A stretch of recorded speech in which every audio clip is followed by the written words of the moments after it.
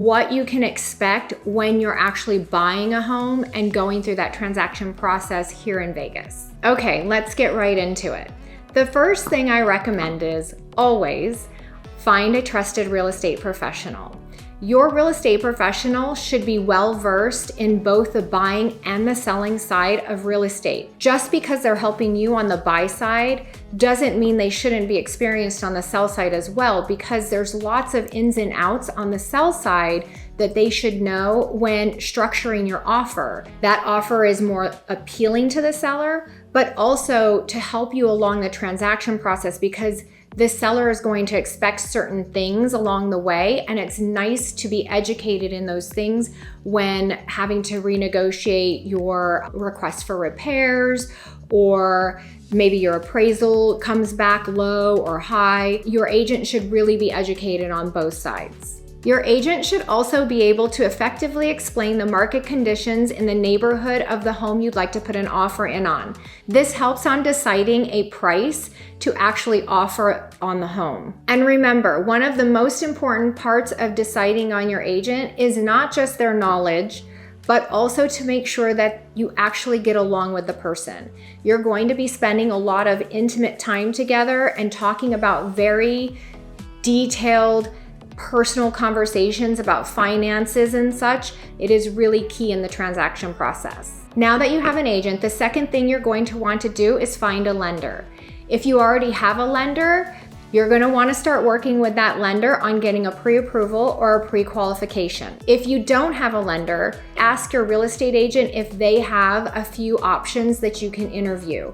Most agents will have a Rolodex of lenders that they prefer, that they know can close transactions on time and provide a really smooth process for their buyers. You're going to want to have a pre-qualification before you start buying homes. For one, this will allow you to know how much home you can actually afford.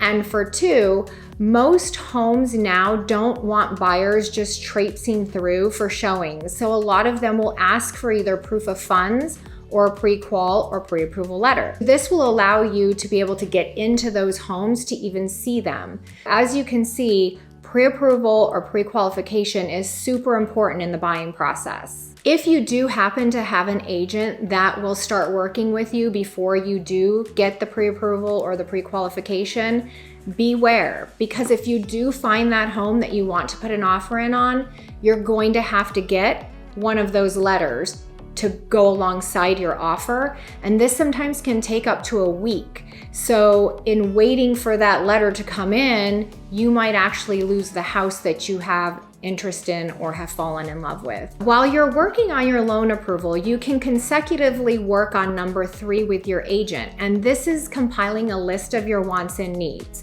I like to discuss the first few listings that I find for my clients. Once we narrow down that number of bedrooms, bathrooms, square footage kind of thing, I like to go through the first few listings to see what my client's style actually is.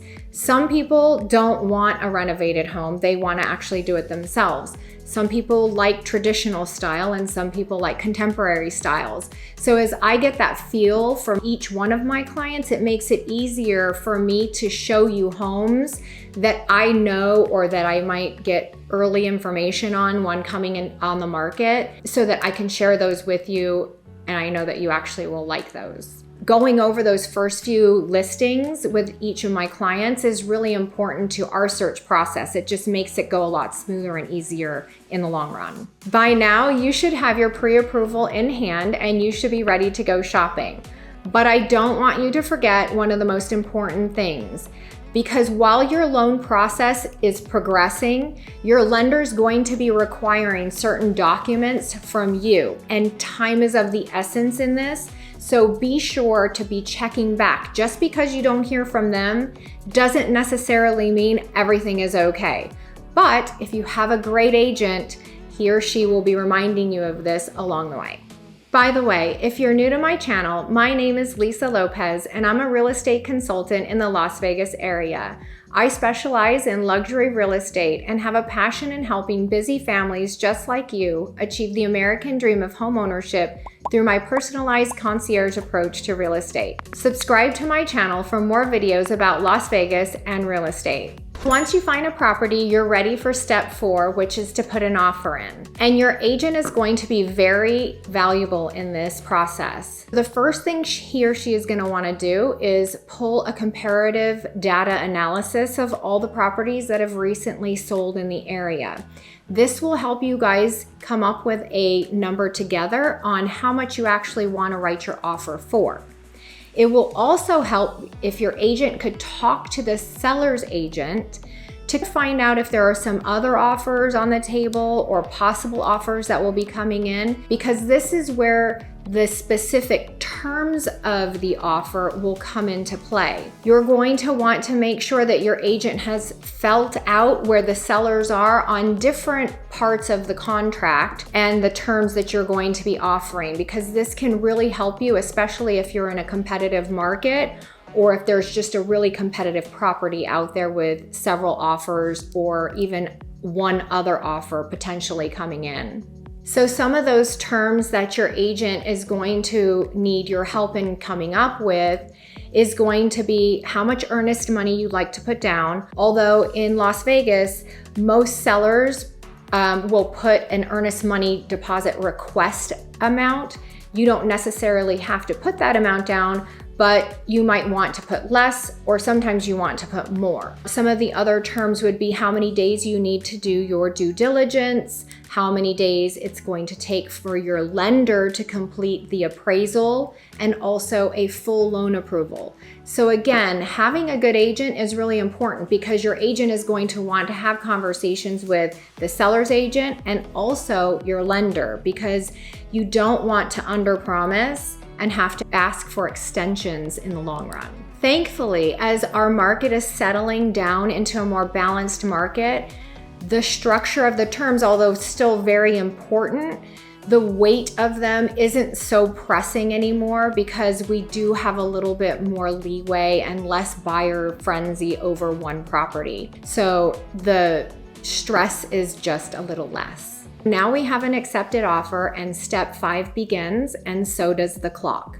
Your agent is going to be working overtime behind the scenes, making sure that you have plenty of time to get all of your inspections in, including any additional contractor-specific inspections and quotes that may arise from the original mechanical inspection. These additional inspections can be anything from a pool inspection to an HVAC inspection, or even a roofing inspection. So as you can see, you are going to want to be with an agent who has some connections and can call in the cavalry when needed.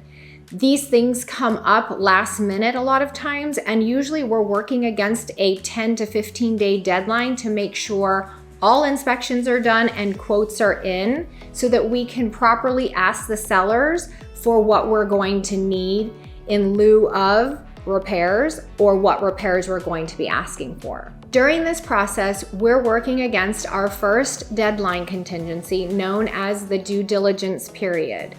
During this period, the buyer basically has an evidentiary time period to find anything in the house that might want to make them back out of the offer. This could be anything from you don't like the color of the house, or maybe you just realize this house is going to be way more work than you were willing to put in at the time. Your job as the buyer during this process is to be 100% readily available to pay for those inspections in a timely manner so that your agent can make sure that they're getting done, and also that you're in touch with your lender and being 150% on top of all documents they're requesting. Most lenders ask agents to put a 21-day contingency for a full loan approval. So as you can see, time is of the essence, and they're pushing to help you close on time. So you need to be responsive to that lender and provide everything that they may need during the underwriting process. And now we're on to step 6, the appraisal. So while you and your agent are diligently getting all of the inspections done, your lender is going to be ordering an appraisal. So we order the appraisal, we make the appointment, and we wait. And it seems like we wait forever and hope that the appraisal comes back valued at the amount you offered. And now your appraisal came back, and let's say, what do we do if it comes back over the amount you offered? We high-five each other and we sing praises. But that doesn't happen very often. And in more circumstances than that, we have an appraisal that actually comes in lower than the amount you offered. Appraisers try really hard to squeeze every dollar to match the exact amount on your offer, but sometimes it just doesn't happen that way. When this happens, it is so important to make sure your agent knows how to deal with this. What I like to do is go back to the seller's agent and talk to them and see how educated the seller actually is on the appraisal process, and also how willing they are to renegotiate the terms. Sometimes sellers just go, it is what it is, and will come down to the appraised amount because they understand that they wouldn't want to pay more than an appraised amount on a home they were purchasing. So sometimes it works out really easy. Other times, buyers back out of the contract because they just can't come to terms. Usually, it's really nice to see if buyer and seller can come together and maybe meet in the middle. But of course, each transaction is its own. If you do choose to back out, please know that your earnest money is 100% still protected and you can get a full refund.